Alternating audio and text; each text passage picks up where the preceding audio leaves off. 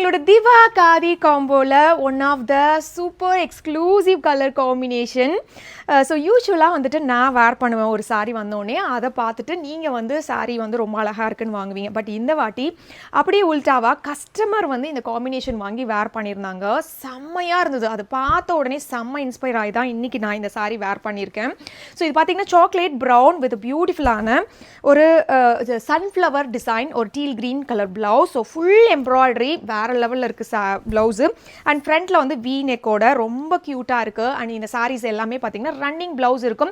And காதினாவே தெரியும், super சாஃப்டான ஒரு quality. It's a handloom quality.